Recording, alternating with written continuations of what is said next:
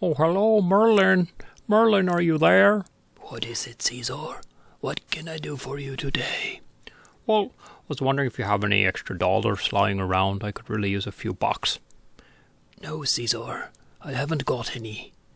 Well, do you know anybody who could help? I can help. No, Casper. Another day. Let me call my friend over. Hey, Charlie. Do you think you can help CEAZOR here get a few bucks? Let me think. I don't know. I don't have any lying around. Maybe my good friend Sandwichi can help. Sandwichi, can you help? Hello there. I am here to helping you. What is it you're needing? I was wondering if you had any dollars I could have. I don't having any dollars, but I know just the man for you. The ice cream man. He can help you. Oh, great. Sure, Mr. Ice Cream Man, do you think you have any dollars I could borrow? Yeah. Just let me get my dragon.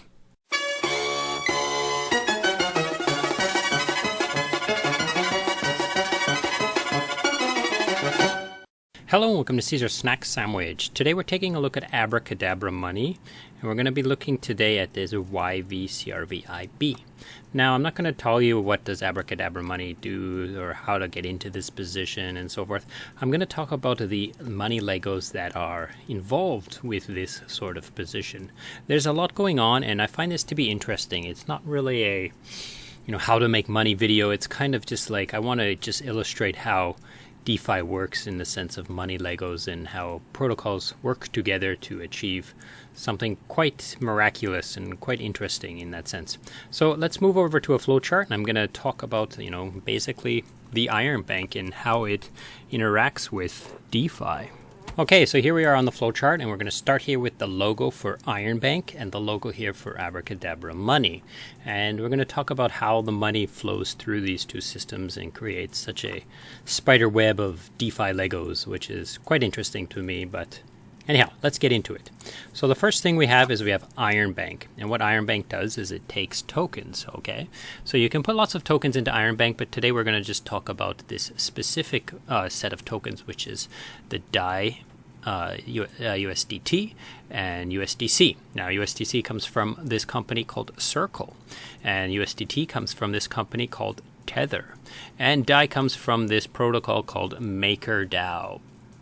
Now, if you want to get DAI, you need to supply one or some of all these other protocol tokens, which is, USDC again, Bitcoin, Yearn Finance, Chainlink, Ethereum, or Uniswap LP tokens. So you can put these inside here as collateral and mint some US dollar stablecoin DAI. And then these three tokens are going into the Yearn Bank to create a lending possibility, because this is a borrowing and lending protocol called Cream Finance's Yearn Bank. Now, one of the things that Cream Finance, this Yearn Bank, can do is that it will lend these tokens to other protocols for zero collateral borrows. So these protocols, for example, Yearn Finance here, can borrow maybe DAI from the Yearn Bank, and they don't need to put any collateral in it, but they do have to pay interest. So if you put DAI straight into the Yearn Bank, and you will get back CY DAI, and the CY DAI will then be lent to Yearn or other protocols and gain you some interest. So this is an interest generating platform. So another platform that they lend to is Alpha Homora, and Alpha Homora will use the tokens that are borrowed from Yearn Bank to build SLPs or to build Uniswap and leveraged Uniswap LPs and leveraged SushiSwap LPs. But so this is just another example of like tokens that can be another place where Yearn Bank will lend some tokens to free of collateral, okay? And again, so they're going to pay interest as well. Now, there are some other ones too, like Pleaser DAO is a DAO that has the right to borrow from Yearn Bank, and same with AnySwap, and I think Thorchain as well. So there are a whole bunch of protocols connected to the Yearn Bank itself and the ability to borrow tokens from the Yearn Bank free of collateral. Now, the next step in this particular example with Abracadabra is curve finance. So these tokens, for example, there are other tokens in Iron Bank, but we're using these as an example today. So these tokens are put into a pool on Curve Finance. So you could go to Curve Finance and you could swap CY USDT for CY DAI if you wanted to. So maybe, Yearn Finance has borrowed CY DAI and they want some CY USDT for some reason, they could swap inside this pool. So there is a pool on Curve Finance that trades the tokens that are already yield bearing on Iron Bank. Now, what Yearn also does is it takes this pool token. So like if you were to supply some of these tokens to this Curve pool, if Curve, or this Iron Bank supplies to this Curve pool, they get back this token, right? It's a Curve token with these 3 tokens that are yield bearing inside them. And Yearn Finance also farms this pool. So they have a vault that is actually farming this Iron Bank liquidity pool. So they are, farming the Curve tokens and selling them for more of these interest-bearing liquidity pool tokens. So there's another level of interaction here as well. So there's another Yearn vault that's specifically dealing with this Curve pool. And this is where Abracadabra Money comes into play. They take this token, this is called a yvCRV Iron Bank token, and they now have this as collateral on Abracadabra Money. So if you have tokens, if you have some of these LP tokens and you've put them into Yearn Finance, and now you have the Yearn Finance Vault token, you can put that into Abracadabra Money and mint MIM tokens. Now, MIM tokens are US dollar stablecoins. So you have, right now, if you put this token inside here, you have to look at the level of yield that is being generated, okay? So let's go backwards through the flow and we can kind of understand this.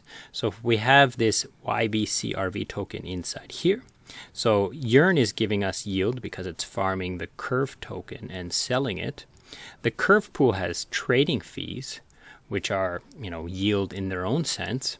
And then the Iron Bank is also lending these DAI tokens and creating yield in that sense. So there are 3 levels of yield going into your collateral that you use to mint MIM. Now, this MIM token is not useless either. When you mint MIM, you can put it into a SushiSwap LP and gain some fees there, some trading fees there, as well as you can put this SushiSwap LP token into Abracadabra Money and earn some rewards there. You can also bridge the MIM to Phantom and put it into these 2 AMMs, which is Spooky Swap and Spirit Swap, and you can farm the rewards there with this MIM token. You can also put this MIM token back into another pool on Curve Finance and get those trading fees there, as well as some spell token rewards. And pretty soon, this is also going to be a Curve reward pool, the MIM Curve. And when there's Curve rewards, you can be sure that Yearn Finance is going to build another vault to farm a MIM inside this Curve pool. Okay, now there's one more thing I want to mention is that you can also take this Iron Bank token, this YV Iron Bank token, or this Curve pool Iron Bank token. So from the Iron Bank goes into the Curve. You can take this token and you can put it into Convex and farm your Convex tokens, and you can farm CRV tokens as well, and then do what you want with those.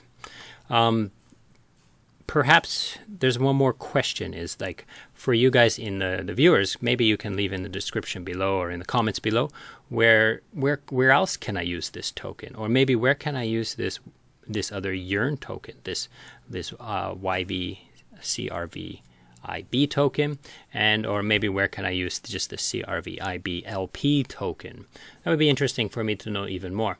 So as you can see, there's quite a bit going on here with just a simple, when you look at this this Abracadabra Money and you just see this little token here and you're thinking, I need this token. I think it's good to understand how much Legos are how many protocols are interacting with this.